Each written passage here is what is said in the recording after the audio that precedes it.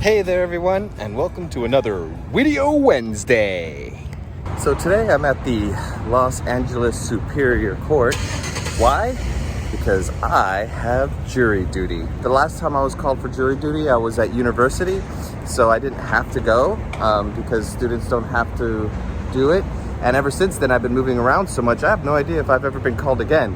But being kind of stable here in Los Angeles with the same address for the past 4 years, they found me and they called me in. So now I'm here to do some jury duty. Unfortunately, I can't bring you guys inside with me, but I will tell you all about it in this video.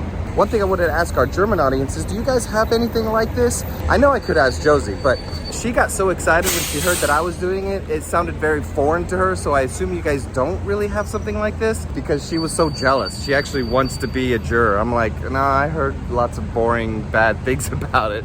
But then again, you know, I guess it could be exciting if I got a really cool murder case or something weird like that. I know the rules are that I won't be able to tell you about it until it's all over, and there's even a chance that I won't even get picked. And if I'm not the juror, then I get to go home and I don't have to do it. We'll find out in just a second. As you can see, they have airport style security, so I'm just gonna have to leave you guys out here. We'll see you when I get back out. Wish me luck. Hey there guys, so I'm here on my second day as we're still selecting jurors. They've dismissed 2 people. One of them was because she was late every time, so they're just done with her. But yeah, there's still like apparently around 40 of us, and they'll have to choose 12 out of there. So specifically, if I was doing this live, I wouldn't be able to talk about this, but since I'm not gonna release this until the whole case is over, then I'm just gonna go ahead and talk about it right here. Nobody can hear me, so it'll be all good. So one of the interesting parts is when the attorneys were asking us questions. I thought the most interesting part was when the defense was asking about proof of burden. And in this country and in most modern societies, the way it works is that you are innocent until proven guilty. If you were to ask individual jurors, virtually each one of them would agree, like that should be the way it is. What I found interesting is when she kind of opened it up to the broad jury, she was like, okay, so now we know that the burden of proof has to be on the prosecutor, that the defense doesn't have to say anything. They could just sit there, and if they believe that the prosecutor doesn't have enough evidence, they could just sit back and let them try to prove that he's guilty.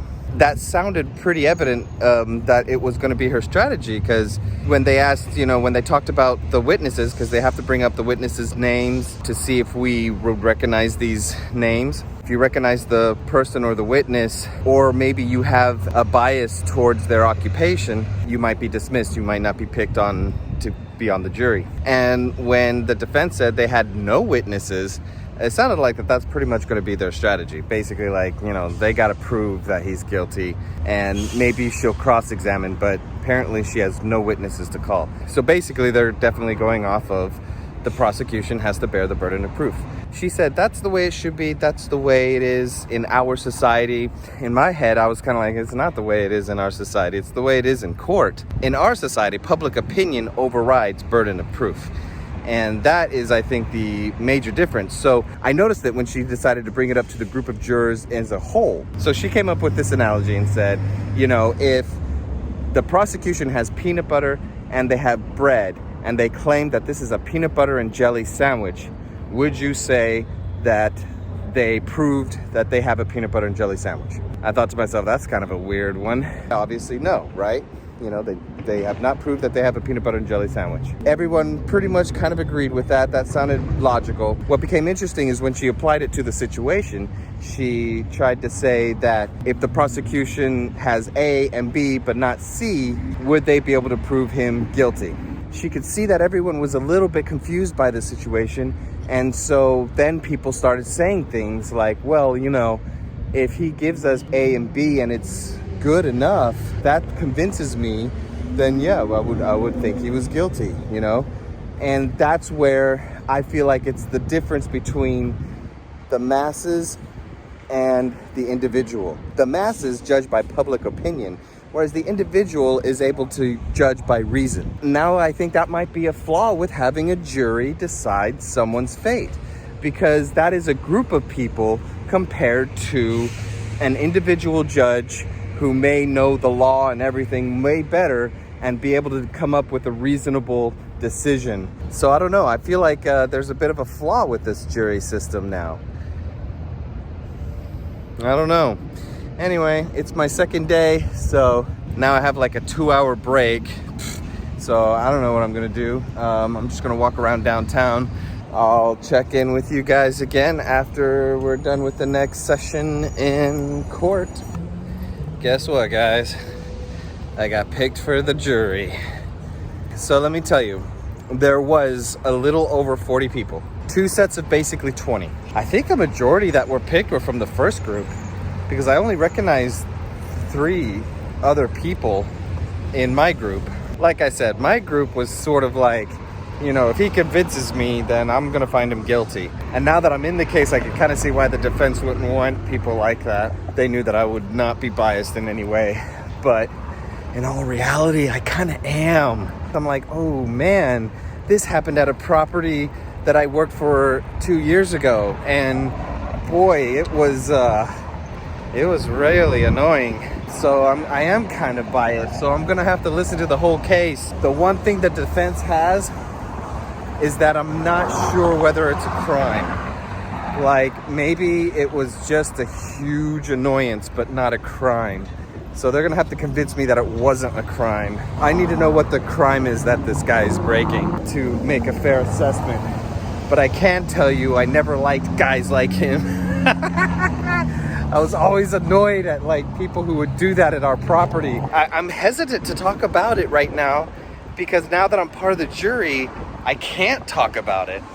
But I guess I'm not going to release this video until later, so maybe I will talk about it. Who knows, you know? They're so strict about don't tell anybody. I'm not even going to tell Josie.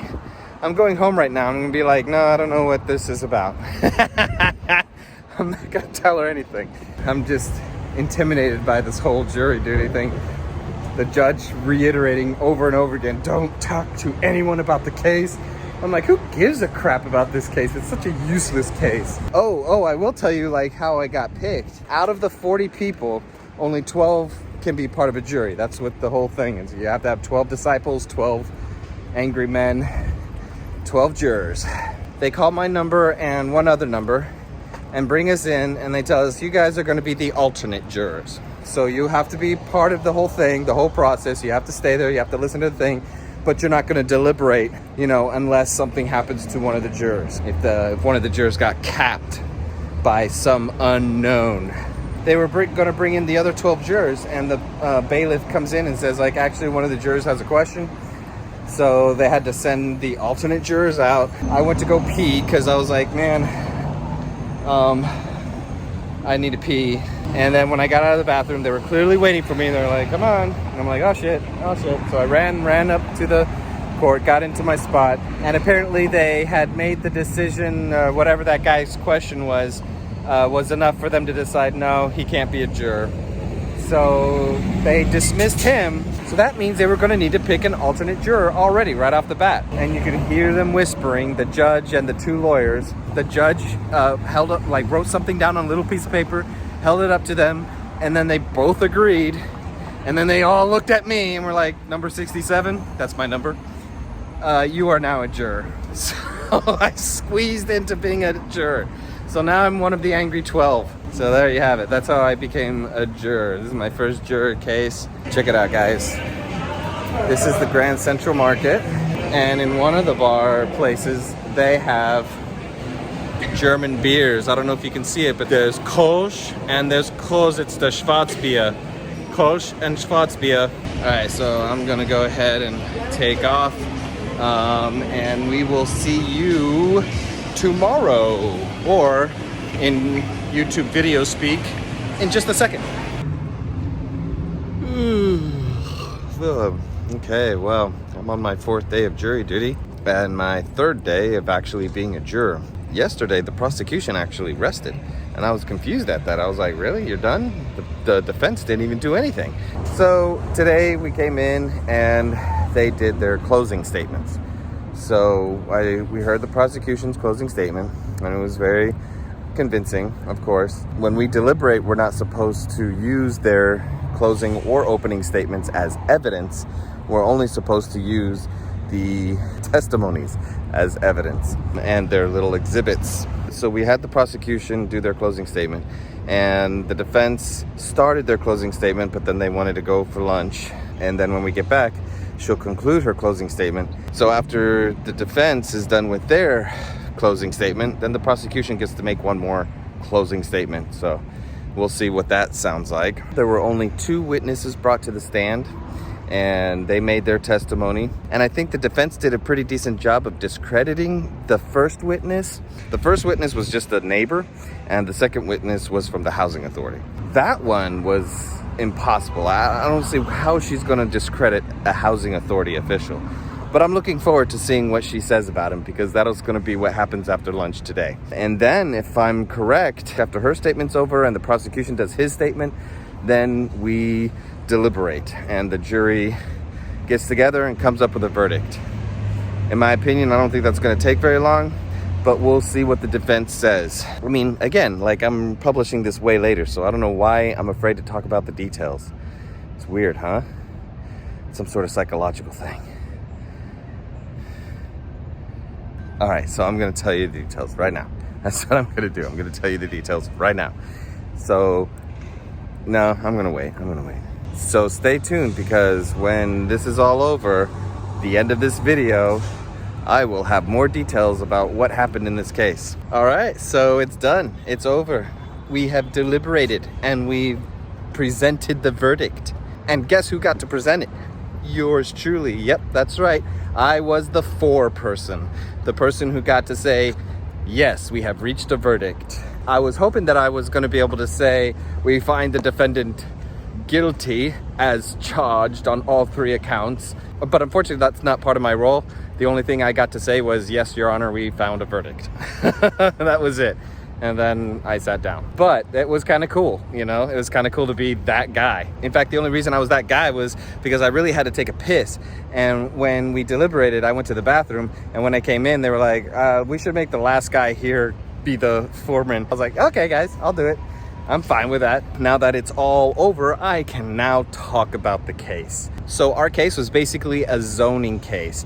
What that means is that there was a property that was being misused and did not have the proper permits for what it was being used for. In this particular case, the guy had 2 apartments and he was using them both as hostels. And you can't do that within the zone where these apartments were located. So the housing authority was called and they came and investigated, took pictures, and so we saw the pictures of evidence, and they had these 3-tier bunk beds, so 3 beds in one bunk.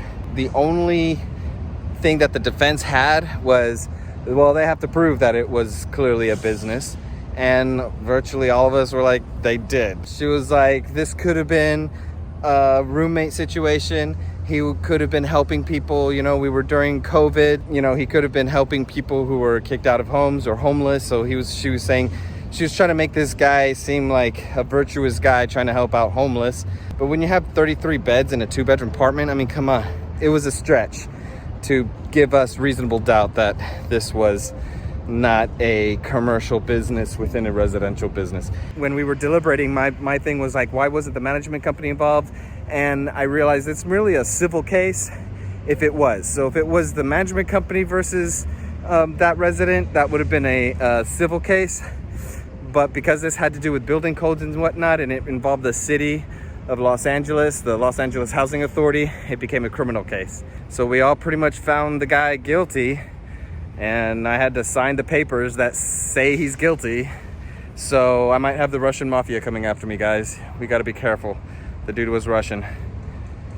Привет, spasiba. But there you go. That wraps things up for me. I spent 4 days. 1.5 of those days was getting selected for the jury. The other 2.5 listening to the case, opening, closing statements, and then deliberating. We deliberated for maybe about 30, 45 minutes. We did everything we could. We really did try to come up with reasonable doubt. The defense had a pretty good closing statement. It made us think, you know, which it could have been a 15-minute deliberation and ended up being 45 minutes because we were giving her all of her points. But in the end, the evidence was just too clear that it was a hostel. Thank you guys for watching the video. Look at that, that's City Hall right behind me. Please like, and if you haven't subscribed yet, you definitely need to subscribe. And again, another huge thanks to our Patreons. We honestly couldn't do this without you guys. It's more than just the world to us. It's our livelihood, and we love you so much. So thanks so much for watching our video, and we'll see you in court.